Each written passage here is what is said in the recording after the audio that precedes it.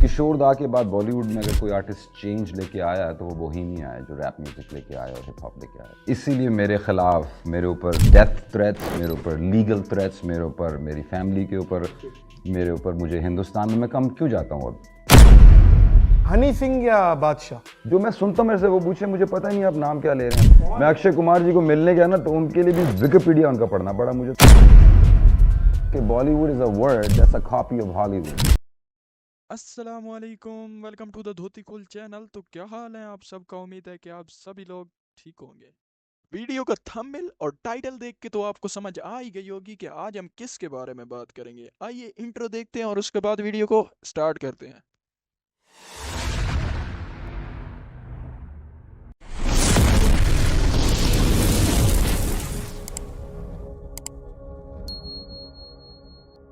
आज हम किसी को रोस्ट करने नहीं आए, ना ही किसी की धोती खोलने आए हैं। आज हम एक पॉडकास्ट को एक्सपोज करने आए हैं। आज हम उस पॉडकास्ट को एक्सपोज करेंगे जहां रॉजर डेविड यानी कि जिसको दुनिया बोहेमिया के नाम से जानती है, वो आए हुए थे, वो गेस्ट थे। और ये जो पॉडकास्ट है वो है नादिर अली बमून की पिट्ठी जैसे मुंह है उसका, उसकी है। रॉजर डेविड आपका घर में नाम था, फिर उसके बाद घर में आपको राजा भी बोला गया।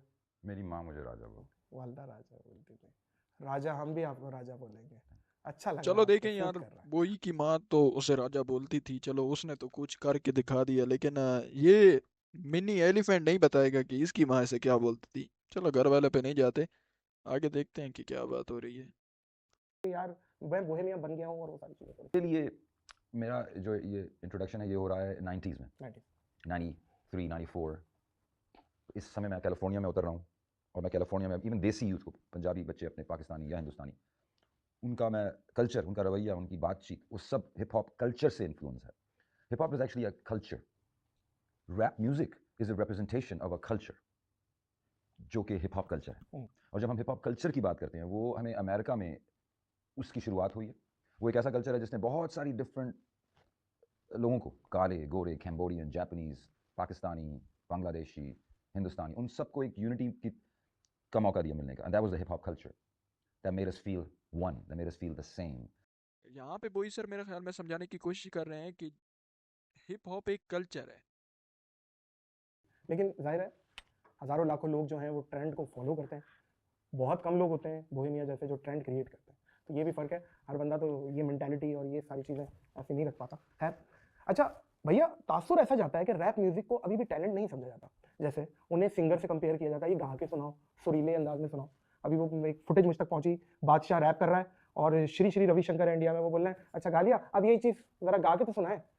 तो लोग अक्सर कंफ्यूज हो जाते हैं कि यार आप सिंगर हो और रैप हो, तो रैप को क्या है, टैलेंट नहीं समझते क्या है इस चीज़ पे, कुछ आपको लगता है? वो सवाल ही बुनियादी तौर पे गलत है। बोई सर यहाँ एक बात है कि गलती इस बेचारे की नहीं है, ना ही इसकी टीम की है। जब एक प्रैंकस्टर उठ के पॉडकास्ट करने लग जाएंगे तो सवाल तो ऐसे ही होंगे। जैसे आप देखें कि ताबिश हाशमी का फुद्दू लग गया था किसी ना किसी तरह, तो इसका भी लग गया था इसी तरह। चलो व्यूअर, आइए देखते हैं कि बोई सर इसे कैसे एक्सप्लेन करते हैं इस वाहियात सवाल को। देखिए, अगर एक पायलट मेरे पास आए, मैं साइकिल चला रहा हूँ, वो मुझे बोले यार साइकिल तो चला रहा है, जहाज चला के दिखा ना, मेक्स नो सेंस। जिन ये भी जो भी भाई आपने नाम लिया, क्या नाम है, श्री श्री श्री रविशंकर वहाँ के जी, एक हिंदू पंडित हैं बड़े। जो भी है मैं नहीं जानता, हाँ। लेकिन उन्होंने सवाल ही बादशाह से गलत किया। हाँ। तो ताल्लुक ही नहीं है उसका सिंगर का और रैपर का आपस में। वो उनकी लैक ऑफ एजुकेशन है। अगर मैं किसी तबला प्लेयर को बोलूँ कि यार कीबोर्ड बजा के दिखा, तब मानूंगा। किसी डीजे को बोलूँ यार पहले तू फ्लूट बजा के दिखा, तब मानूंगा। You follow me, it doesn't make sense. Flute वाला फ्लूट बजाता है, तबला वाला तबला बजाता है। अब जिस तरह मैं जब कराची गया था, मैं पॉडकास्ट से पहले आपको बता रहा था कि वो नौजवान ने मेरे सामने बहुत ही लजीज निहारी बना के रख दी कि भाई आप कराची आए हैं और आप बैठे हैं खाना खाने कराची में, ये देखिए निहारी है ये।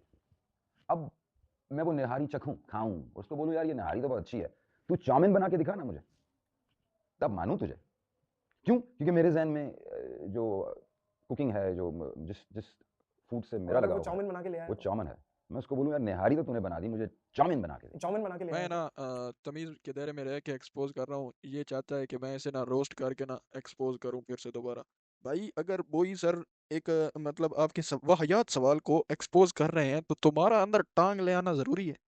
यहाँ पे मैं एक बात नादिर अली को कहना चाहता हूँ कि यार अगर तुम्हारे उस श्री श्री को बादशाह रैप सुर में सुना देता तो बात तो वहीं ख़त्म हो जानी थी ना। तो तुम्हारा ये सवाल भी नहीं बनता था।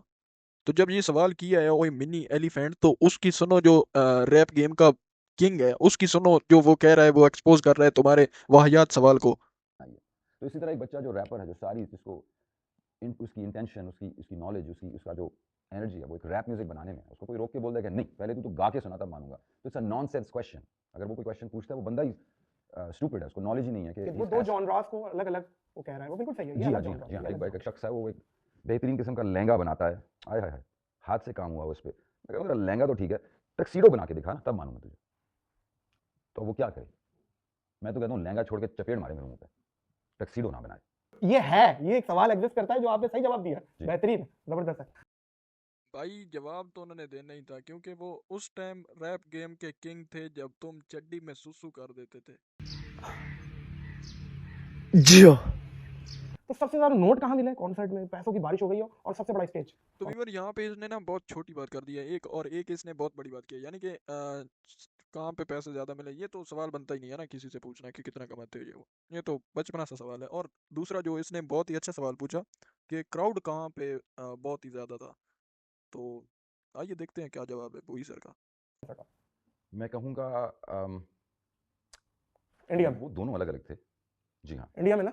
नहीं, हमने जो इंडिया में हमने किया था लेज़र वैली में कॉन्सर्ट, लेजर वैली चंडीगढ़ में। चंडीगढ़। जी हाँ।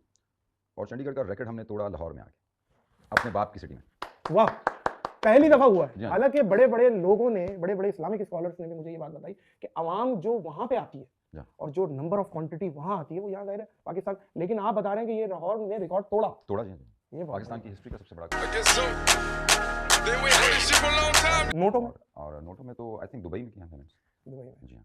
तो कहाँ तक आवाज़ गई है? कोई मतलब कुछ बताना चाहेंगे फॉर मोटिवेशन? जो बच्चे हैं आजकल इन चीज़ों से बड़े मोटिवेट होते हैं कि यार ये अगर बोहेमिया कमा सकते हैं तो हम भी कमा सकते हैं। फॉर मोटिवेशन, जो बच्चे हैं आजकल इन चीज़ों से बड़े मोटिवेट होते हैं कि यार ये अगर बोहेमिया कमा सकते हैं तो हम भी कमा सकते हैं। भाई साहब कुछ ज्यादा नहीं हो गया ये? मतलब कुछ भी। यहाँ पे एक बात है कि अगर हमसे कोई कहे ना कि अगर नादर अली पॉडकास्ट कर सकता है तो हम क्यों नहीं, तो मानी जा सकती है कि भाई ठीक है। अगर यहाँ पे तुमसे कोई पूछे कि कैद आज़म पाकिस्तान आज़ाद करवा सकता है तो हम क्यों नहीं, तो तुम्हारा जवाब क्या होगा? जाहिर सी बात है, ये जवाब होगा कि बेटा जो तुमने अपनी लाइफ में सोचा भी नहीं है वो उसने झेला है। तो भाई नादिर यही अपने ऊपर कानून लागू करो कि जो तुमने अपनी लाइफ में सोचा भी नहीं है ना, जो तुम्हारे सामने बैठा है वो उसने झेला है। सो ये तो सवाल बनता भी नहीं है कि भाई पैसों की गेम नहीं है, पैसों की गेम सारी है स्ट्रगल की। कोई कोई कर सकता है, ये हर किसी के पास की बात नहीं होती। हाँ, कमाने का बहुत ज़्यादा ज़रूरी है, क्योंकि इंडस्ट्री तो हमारी है नहीं। बचपन में हमने सुना था यार हम म्यूज़िक इंडस्ट्री, तो बड़े होके यही सीखा कि देयर इज़ नो इंडस्ट्री, क्योंकि हमने तो अमेरिका में इंडस्ट्री देखी है। अपना उस्ताद कैसे समझते हैं कि यार ये बंदा ये मेरा एक बहुत अच्छा सवाल है, मतलब इसका जवाब मतलब किसी को इंडस्ट्री में किसी को भी नहीं पता कि ये बोई मियाँ अपना उस्ताद किसको मानता है। हाँ, ये सभी कहते हैं कि मेरा जो मैं जिसे आइडियल मानता हूँ वो बोई मियाँ है, लेकिन आज तक किसी को नहीं पता कि ये बोई मियाँ किसका मतलब शागिर्द है, ये वो किसे अपना आइडियल या मेरा बाप था मेरा उस्ताद, अच्छा। वो रियल बोहेमियन था। तो बस कोशिश है कि बड़े होकर उनके जैसा बन जाऊँ। तो वीवर आपने देखा, मतलब इन्होंने बहुत ही अच्छा बात कही है कि मैं अपने बाप का शागिर्द हूँ और मैं लाइफ में उनकी जैसा बनना चाहता हूँ। तो मतलब ये एक बहुत ही अच्छा जवाब है, और मैं दुनिया की बात कर रहा हूँ कि दुनिया में इस बात से कोई एग्री नहीं करता। मैं 100 में से तकरीबन 100% में से 0.1% जो लोग हैं ना, वो शायद इस बात से एग्री करते हो। लेकिन हर बंदा किसी दूसरे को आइडियल मानता है कि मैं उनकी तरह बनना चाहता हूँ, लाइक मैं उनकी तरह बनना चाहता हूँ, मैं उनकी तरह। तो कम ही ऐसे लोग हैं जो कहते हैं कि मैं अपने बाप की तरह बनना चाहता अच्छा, हर लिहाज से इंस्पिरेशन आपके वालिद साहब। जी हाँ। बेहतरीन। कब इंतकाल हुआ उनका? तो 4-5 साल। 4-5 साल अमेरिका में। जी हाँ। हूँ। तो भाई लोग अगर पूरा पॉडकास्ट एक्सपोज करूँ तो अच्छी खासी वीडियो बन जाएगी। बनाने को मैं तो बना दूँ, लेकिन बात सारी आप पे, आप बोर हो जाओगे। यहाँ पे नादर का एक सेगमेंट होता है जहाँ पे ये दो बंदों का कंपैरिजन करता है और गेस्ट को कहता है कि आप इनमें से एक चूज़ करो। सो डायरेक्टली वहाँ पे चलते हैं और देखते हैं कि आज नादर किन का कंपैरिजन करा के बोई मियाँ से पूछता है कि इनमें से एक चुनो। एक है फेवरेट सिंगर जी। या दिस एंड दैट जो भी है, हनी सिंह या बादशाह? यार दोनों बहुत अच्छे हैं, लेकिन मैं आपको बताऊं, रीसेंट म्यूज़िक मैंने भी दोनों, मैं म्यूज़िक सुनता नहीं ना आजकल। मैं आसान कर दूं, जी मैं हनी हनी करते हैं। ठीक है जी, चले बादशाह को मना लेंगे, आई लव यू। आप दोनों भाई हैं, दोनों भाई हैं, कोई ऐसी क्या बात है। बच्चे हैं अब। हनी सिंह या दिलजीत दोसांझ आजकल माशाल्लाह यार बड़ा- व्यूअर, आपने देखा है कि ये फिर से जाहिलाना सवाल लेके आ गया है। जैसा आपने पीछे देखा कि ये पहले सवाल पूछ रहा था कि वो श्री श्री और बादशाह वाला, तो वही मियाँ सर ने मतलब बहुत ही अच्छे तरीके से उसे एक्सप्लेन किया। तो ये फिर से लेके आ गया है यहाँ पे देखें, ये फिर से लेके आ गया है दिलजीत दोसांझ और हनी सिंह का। यहाँ पे एक सिंगर है और एक रैपर है, इनका तो कोई कंपैरिजन बनता भी नहीं है। यहाँ पे मुख्तसर कहने का मतलब ये है कि ये सवाल ही रॉन्ग है, सवाल ही गलत है। टूटी फिर वही हुई। आपने हरकत कर दी ना, एक वही सिंगर हरकत और तो एक यही रैपर तो है। मतलब मजेदार है। हाँ, ये एक सिंगर है एक रैपर है। हाँ, लेकिन बस अब अपनी एक जो समझ में आ रहा है वो बोल दें कि यार ये नहीं, एक पसंद सिंगर है। एक रैपर है ना, आप एक यहाँ पे व्यूअर मैं आपको एक बात बताना चाहता हूँ कि ये बोई सर के सब्र का इम्तिहान ले रहे हैं, और ये जब सब्र टूटेगा ना तो फिर देखना कहर बरसेगा भाई। मैं पहले ही बता रहा हूँ आपको। आप उसको कंपेयर नहीं कर सकते, इट्स रॉन्ग। सिंगर से सिंगर कंपेयर कीजिए, रैपर अच्छा, से रैपर सिंगर कीजिए। से सिंगर, चले हनी सिंह को हटा दे, फिर दिलजीत दोसांझ या Arijit Singh. I like I have done a song with Arijit. That was a really dope song. So I would pick Arijit. Arijit या बी प्राक। उसके कौन से गाने हैं? हम मिटा देंगे तुझे कुछ हो गया तो दुनिया जला देंगे। मेरे आवाज में इतना दर्द है कि वो दुनिया दर्द जला दी आप आपने। सर में महसूस करेंगे अगर भाई नादिर, वो जो दर्द तुम्हें महसूस हो रहा है वो तुम्हारी आवाज में नहीं है, वो तुम्हारी गांड में है। समझ रहे हो? समझ रहे हो आप? समझ रहे हो ना? बिग फन या स्पाइस वन? मेरे से आप पूछें लिल उजी या यंग यारी, मेरे से आप पूछें वो भी है, वो भी है, वो भी है, लिल वेन वो भी है, लेकिन या देसी Kanye। रखे हुए ना, ये भी तो जाहिर है। जो मैं सुनता हूं मेरे से वो पूछे, मुझे पता नहीं आप नाम क्या ले रहे हैं। अभी जो है ना वो सब्र टूट रहा है। अभी देखना थोड़ी देर बाद जो कहर बरसेगा ना, मजा तो उसमें आएगा भाई। पास जब बैठा हूं अच्छा, यहाँ पे, कभी आप आर्टिस्ट हो कोई बॉलीवुड ना, मुझे यार कोई ये बॉलीवुड की सारे एक मुझे मूवी देखी है बताएं। मैंने लाइफ में अरे भाई, बंदे ने, ना कोई ये बॉलीवुड का मुझे कोई शो बताइए, देखा है। कौन मैं है अक्षय यार? कुमार जी को मिलने गया ना, तो उनके लिए भी विकिपीडिया उनका पढ़ना पड़ा मुझे, ताकि अक्षय पता तो कुमार चले कि इस को? बंदे ने मुझे बुलाया। Akshay I don't Kumar know का? Bollywood bro, I have no idea. शक्ल से लग रहा है आपको भी बॉलीवुड की कुछ नॉलेज? सोचें आप बंदे का हालत देखें आप। Do I look anything any like I have any knowledge of Bollywood at all? मुझे लग रहा है, लेकिन अब जाहिर है दिलीप तक ऑल आई नो कि Bollywood is a word that's a copy of Hollywood. नाम ही नकल है, दैट्स ऑल आई नो। अच्छा, आप बॉलीवुड को कॉपी All I समझते know हैं? that there is no industry. There is no industry. It's just a bunch of people doing their thing. There's no infrastructure. There's no unions. There's no insurances. There's no retirements. There's nothing. किसकी बात कर रहे हैं आप? There's just some bunch of rich people making movies, bro. That's all it is. There's no industry. There's nothing. यहाँ पे बोई sir ने बहुत ही अच्छी बात कही है कि भाई जिसका नाम भी कॉपीराइट है, हॉलीवुड से बॉलीवुड बनाना, तो जिसका नाम भी कॉपीराइट है उसकी क्या हिस्ट्री होगी। बहुत ही अच्छी बात कही है। Guest is always right. मेरी पॉडकास्ट में तो ये है भाई, आपका अपना पॉइंट ऑफ व्यू है, जाहिर है जो कुछ है वो बोहे मियाँ की बातें हैं, लें अब आप, बिल्कुल लेना पड़ेगा। अच्छा भाईजान, बीट बॉक्सिंग का क्या फ्यूचर है? ये एक सवाल है जो बोई मियाँ से किया जा सकता है, क्योंकि उन्होंने कैलिफोर्निया की जो है ना कल्चर के साथ अपना बहुत ही खूबसूरत पल गुजारा है, तो उन्हें बीट बॉक्सिंग के बारे में ज़्यादा पता होगा। तो ये एक बहुत ही अच्छा सवाल कि बीट बॉक्सिंग लाइक कहाँ से स्टार्ट हुई थी और इसका क्या फ्यूचर है, और एक ये सवाल कि रैप कहाँ से स्टार्ट हुआ था। तो ये दो सवाल ऐसे हैं जो बोई मियाँ से पूछने वाले बनते हैं कि लाइक इनका जवाब चाहिए ही चाहिए। Beatboxing is just a it's just a अब जैसे not necessarily anything to do with the serious genre. The invention of beatboxing goes to जब African American youth, काले बच्चे अमेरिका में जब ghettos में थे, they had no access to money to buy instruments so that they could have their own drum. तो फिर वो मुंह से ड्रम बजाने शुरू। अच्छा, ये है बीट बॉक्सिंग। जी, ये तो इसका कोई फ्यूचर आप कोई नहीं देख रहे, क्या है मतलब? इसका फ्यूचर क्या होना चाहिए? एक कौम जिसको तुमने इतना सप्रेस किया, गोरों ने कालों को, कि उनको कोई रेडियो पे रिप्रेजेंटेशन नहीं थी कालों की। उनके लिए एक नलका भी सेपरेट था कि ये गोरों का नलका पानी पीने का, ये कालों का। They were discriminated, bro. They had to go through this thing called civil rights movement, जिसके अंदर उन्होंने वो लड़े और अपने राइट्स लिए ताकि वो स्लेव्स ना, जब तक वो स्लेव्स थे उनके पास कुछ भी नहीं था।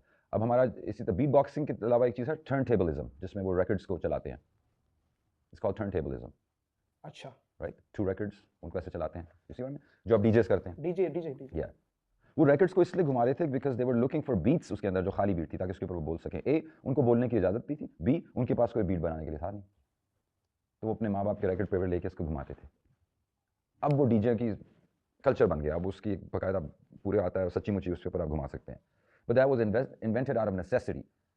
वो बच्चे predominantly they were in East Coast in New York in the ghettos. वो अपने माँ बाप के record label नीचे खड़ा करके उसको घुमा के उस पर रैप करते थे. कोई मुंह से बीट बना रहा है. Those things were all invented out of necessity. ना उनके पास इंस्ट्रूमेंट थे, ना पैसे थे, ना कुछ था. तो जहाँ तक मुझे समझ आ रही है, जो बीट बॉक्सिंग है वो सबसे पहले जिसने ईजाद थी की वो यही कालो ने ईजाद की थी. तो यही मतलब इन्हें कोई सहूलियात नहीं होती थी, ना रेडियो वगैरह ना उस पे बोलने की, तो ये क्या कहते हैं मुंह से बीट बनाते थे और से बोलते थे. तो सबसे पहले ईजाद ये कालो ने की थी. और ये अभी, रैप किसने इजाद किया सबसे पहले? रैप भी उसी समय इजाद हुआ है, in the late 70s. So civil right movement happened at around 64, 65. It matured in 65. And then we had activists like Malcolm X, Shabazz. We have activists like Malcolm X. So these black civil right leaders started this. अच्छा, तो ये rap भी कालो ने ही इजाद किया था, यानी कि मतलब जो बीट बॉक्सिंग थी वो भी कालो ने इजाद की थी, क्योंकि उन्हें सहूलियात नहीं देते थे गोरे, तो वो मुंह से अपनी बीट बनाते थे और वो जो चरखा था घर वालों का वो उठाते थे और ऐसे करते थे, तो उससे बीट बॉक्सिंग निकली. और ये रैप भी उन्हीं ने निकाला. लाइक अभी वही मियाँ सर कह रहे हैं कि उनके अंदर जब एक आवाज़ उभरी, यानी कि एक आवाज़ उठी कि उठो और बोलो, तो उन्होंने ये रैप मतलब इजाद किया. Effort के बोलो. And you know, and that's where the kids weren't given the voice. Even America में आप देखें रेडियो पे उस ज़माने में क्या चलता था 60s में?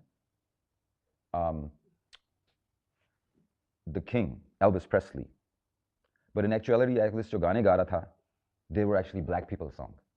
Muddy Waters, older black people. But what black people were not allowed on the radio. Those black people were not allowed to perform in a club. Those black people were not even allowed inside a club. So guess who got inside the club? Elvis Presley. But he gave respect to those black leaders क्योंकि उनके तो गाने बजा रहा था. Elvis Presley का जो अपना style ही है, its entire style of music is actually from black people. जिसको we now call him, we call him the king. He took it all from black people because some black people they were not allowed. They were not on radios. They were not in the clubs. They were not allowed. So slowly and gradually, youth ने बोलना शुरू किया. The activist youth. They start talking about. फिर the black people were told that they were slaves. They were told that they were less. तुम कम हो, गोरे बड़े हैं तुमसे. So their hip hop actual में जो leaders थे, the real true early rappers, they were all reminding them कि तुम लोग kings हो. You come from your tribal kings. Black people, तुम्हारा जो blood है, it's don't let that.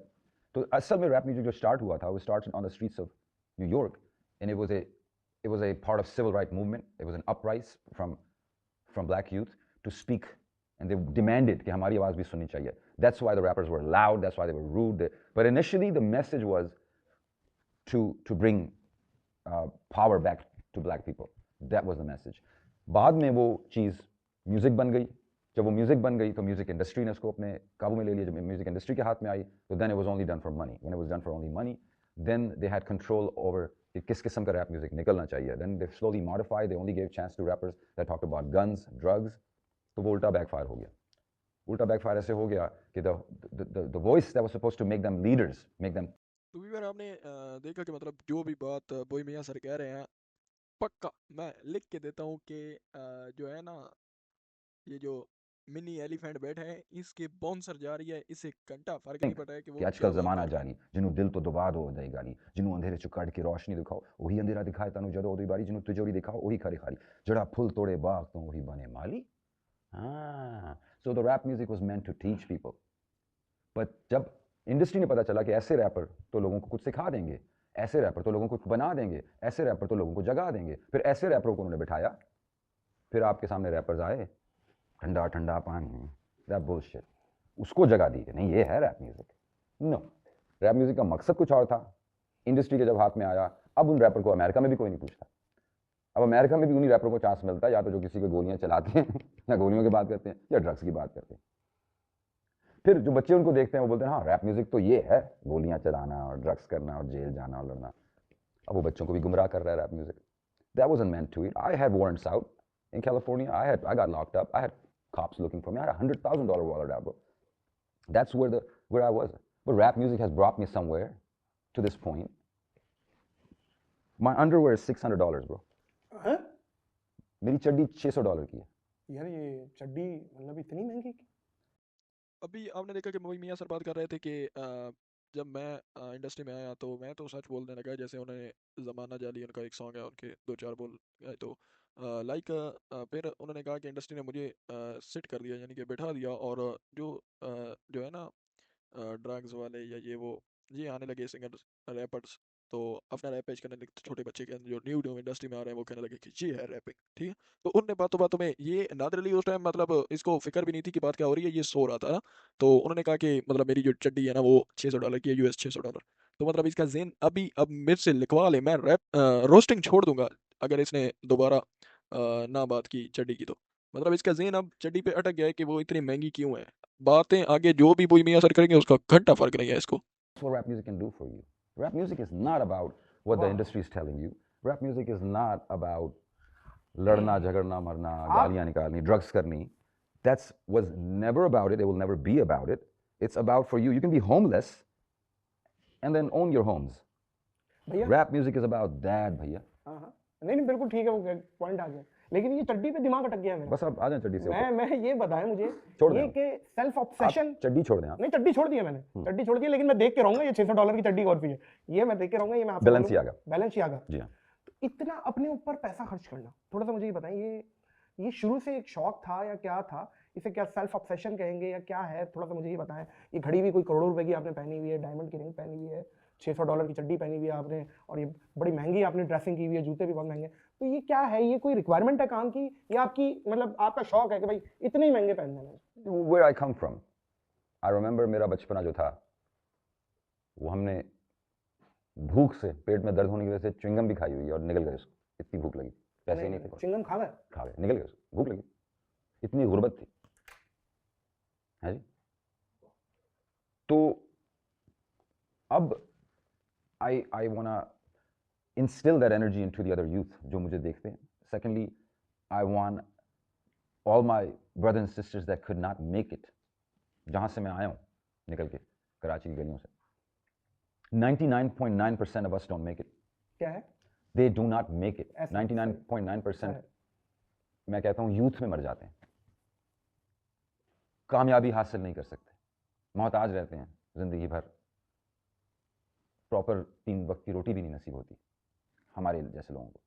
So where I come from, I take every opportunity to put that on me, to remind the people जो जहाँ से मैं आया हूँ, you can do this too. This is nothing.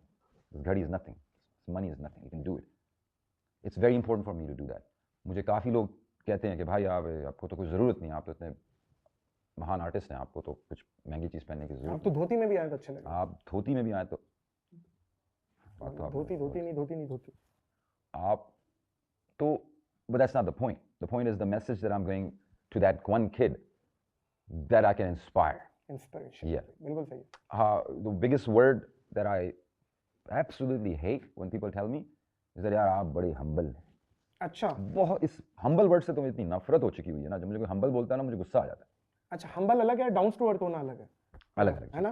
हाँ, उससे नहीं होगी। वीवर मतलब यार इसने कर दी ना बच्चों वाली बात आखिर में, हाथ में कितना पहना है, ये गले में चेन, इतनी अच्छी ड्रेसिंग, इतना अपने आप पे खर्चा। भाई अगर तुम्हें इस चीज़ पे इंटरेस्ट है ना तो वकार ज़का को बुलाओ एज अ मिलनर, लाइक मिलनर को बुलाओ, जैसे शामिद रीज़ को बुलाओ, जो उस टाइम पे मतलब आज से 2005 कर लें या 2011-12 तो मस्ट है ना, इतना कर ले तो ये लैम्बोर्गिनी वगैरह में बैठ के शो ऑफ करके वीडियो बनाता था, तो उनके साथ आपका बहुत खूब जमेगी। आप उनसे जो सवाल पूछेंगे ना तो वो भी शो ऑफ वाले हैं, वो आपको ऐसा जवाब देंगे कि आपकी बोलती बंद हो जाएगी। तो उनके साथ बनाइए, सिंगर्स वगैरह, ये एक्टर, ये रैपर, इनको छोड़ दें, मतलब ये आपके बस की बात ही नहीं है। बस आप क्या है कि वो व्यूवर के लिए आ जाते हैं और थोड़ी रोस्टिंग वीडियो बनाते हैं, छोड़ें। ठीक है, क्या है, अगर वीडियो आपको अच्छा लगा है तो लाइक और सब्सक्राइब करके चैनल को ज़रूर जाना। मिलते हैं अगेन नई वीडियो के साथ, तब तक के लिए अल्लाह हाफ़िज़।